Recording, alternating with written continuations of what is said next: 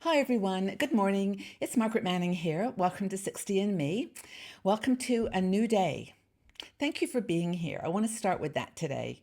I get up and do these chats with you, and I just want to make sure you know from the very beginning how much I appreciate you being here, how much I appreciate this community. We have now we reach about 500,000 women all around the world in 150 countries.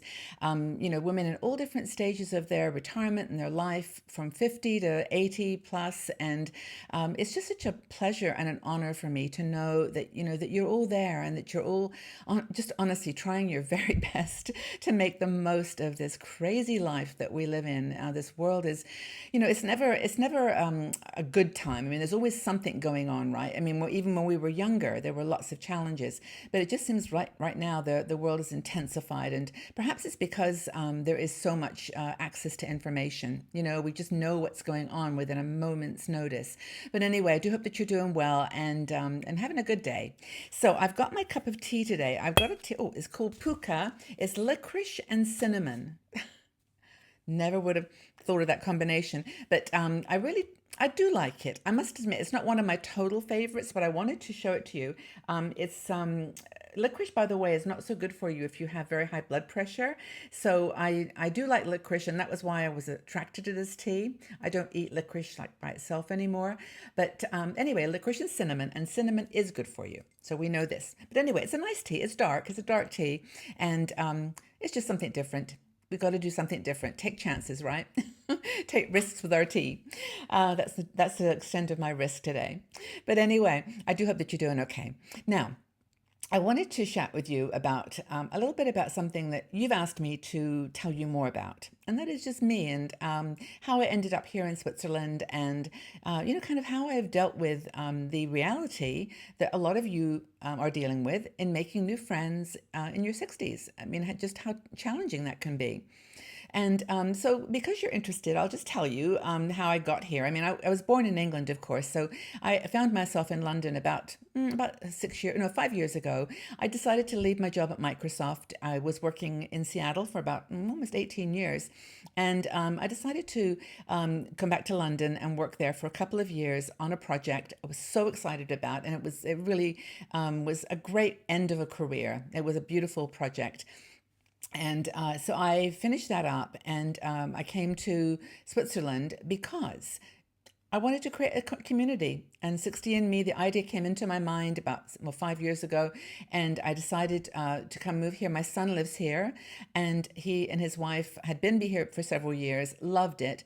And we thought, well, why don't we just work together? I mean, even just in London, there was that communication challenge. So I applied for a visa, a work visa, and which enables me to be here and work. And I did that, and I moved over. Let's see, it's been almost 5 years now, and stayed in a rental property, and I really got to love the place. Now, of course, what's not to love about Switzerland? It is probably one of the most physically beautiful countries in the world. The mountains, the lakes, just the environment. It's a very conscious society. Very people are individual, but they've got great family bonds, and there's just a nice sense of community. But of course, they don't speak English as a first language. They're German. This is the German part of Switzerland. And as you know, Switzerland is divided really into three areas. Depending on where you live, there's like a prevalent language. So in the north, where I am near Zurich, it's German. If you go south into like Lugano and those places in the south of Switzerland, it's Italian. And then if you go to the west to Lausanne and Geneva, then it's French speaking. And it's really peculiar how you literally go from 2 hours on a train and the language just changes. It's really interesting. But anyway, so that was my biggest challenge here. Now, I am a people person, right? I mean, I love not just deep conversations and meaningful engagement, which I do miss, but also just chatting. I mean, I can't remember where I read this, but someone said her mom went into the ladies' restroom at a park and came out talking to someone as if she'd known her for years, like they'd made friends in the ladies' room. And I'm a bit like that. I talk to people anywhere, and I like helping. I mean, someone's looking like they're lost. I'll say, "Can I help you find your way?" Or, "Can I? What are you looking for?" I'm just engaged person. I like talking to people. So it was a big shock when I got to Switzerland and I could not talk, the main language. So, of course, I've made friends through some expat groups, and I'll tell you later about another group I started. But, it's been really challenging. And of course, I've got Skype to stay in touch with my family in England and my friends in the States. And of course, good old Facebook and WhatsApp and all these technology tools. But I've really missed my friends.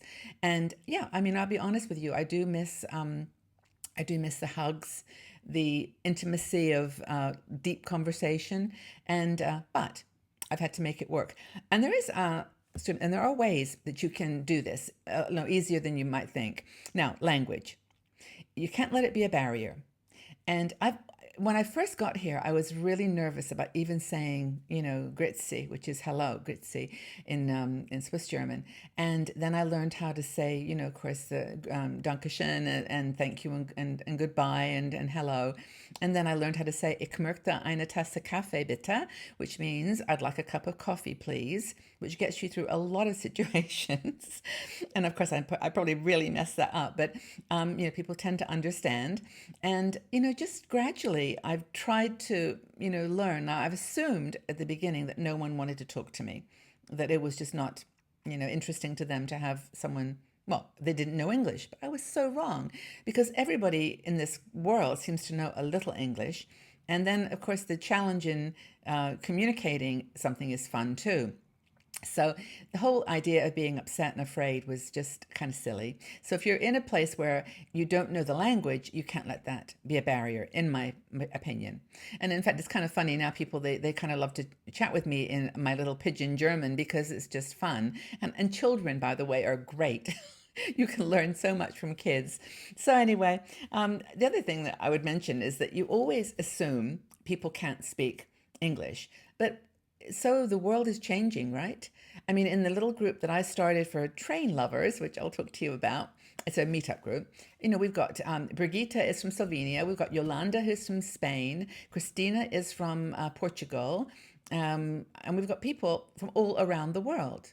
And of course, Patricia is from Brazil, I think. I'm going to get that wrong. Peru. Anyway, they don't speak English as a first language, but we all try. And that's a really great opportunity. And to recognize that this world is not English anymore. I mean, as much as we might not want to accept that or feel uncomfortable with it, it's just, I get on trains sometimes and I listen, just close my eyes, and I honestly can hear 3 or 4 languages going on. And English is just one of them. And that's, I'm embracing that. I'm trying to embrace it. So making friends not making friends because of language is kind of a short-sighted view. Other thing is, don't wait for people to come knocking on your door. Funnily enough, they're not just going to show up and say, hello, I hear that a really interesting person lives here. It's not going to happen. Now, of course, if you're younger, you've got conditions, you've got circumstances, your children are going to school, or if you're in a job, you're going to work every day, and you've got a contextual set of acquaintances. But if you're old, woman over 60 or not working, or have chosen to retire early, it's challenging. Now, for me, 60andMe is a big asset. It's a huge part of my life. In fact, well, it just is my life. But so I get to speak with people mostly in English online, but in the real world, I really do try to learn a bit of every language I encounter. Now, my daughter-in-law is Russian. And so her parents come to visit quite often, and my son speaks fluent Russian. And and I'm now trying to learn a little Russian. So at least on the holidays, I can actually communicate with them and say, just hello, how you do, как дела, how are you doing? And just trying. My little group, though, my train group, I set it up through Meetup. I think I've mentioned this, so if I'm repeating, apologies. But basically, I said, over 50s who love to ride trains. That was the name of my group, and in the area of my town. And we had 24 people sign up. And I would say probably 6 or 7 have come on each trip we've done. We went to the Christmas market in Montreux. We went to Solothurn, which is a little town with beautiful churches. We went to Thun. We're going next week to Como in Italy. We're going to Lake Como. I'm so excited about that because I love Como. I've been there once before, and it's such a beautiful place. And this will be nice weather to go into. So anyway, that's Como, and then we're going, I think, to Gruyere in the future. So, we talk English, we talk whatever language people can get by in, and it's really fun. We try to focus on English speaking for that particular group, but anyway, it's just an example of what you can do with Meetup. It's really, really cool. The key thing here, folks, is now I'm not going to be like criticizing because I'm just as much to blame. I go through these funks where I can't get out of them because I'm missing my friends. But it's just stop being so boring. Go out there and do something. Live your life with passion and live your passions. Find if you are passionate about reading books, go to the library. They often, you'll find people there who read and speak English, and it's great. You'll find clubs, like the one I started. You'll find groups. Just go up to meetup.com. It's really, really a cool idea.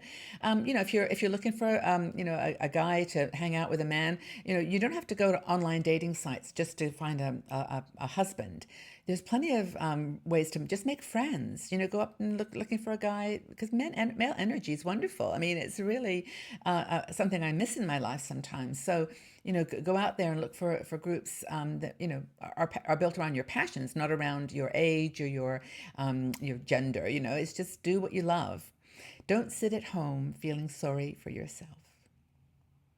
I know it's hard, and I read some comments sometimes, and it breaks my heart that some of the things people have to deal with medically, with their children, with their families, with money, with all kinds of things. But try. Friendship will boost that mood just as fast as anything. It's really a great elixir, happiness elixir. So go out there and try it, and go out without no intention of meeting anybody particularly. Just go out and do what you love, and you'll find people. You really will find friends. So try something new. Try dancing or a sport or some skill that that you are interested in. Again, if you don't meet anybody or talk to any friends, then at least you've had fun doing what you loved. Okay, so I hope that's been helpful about making friends and giving you a bit of an insight about my little world here. And, I'm just like you. I'm no different. I've struggled just in the same ways. And I'd love to know about, are you thinking about retiring abroad or moving to a new town, or just interested in making friends in your own town? How are you going to go about doing that? Okay, I hope you found this useful, everyone. Put that comments in the section below and leave your feedback. Comment, like, and share, and just be there for each other as you always are. If you're thinking of retiring abroad or moving to a new town or just making new friends, how are you going to approach that? Take good care, everyone. Have a wonderful day, whatever you plan to do, and I look forward to seeing you all back here again soon. Bye-bye for now.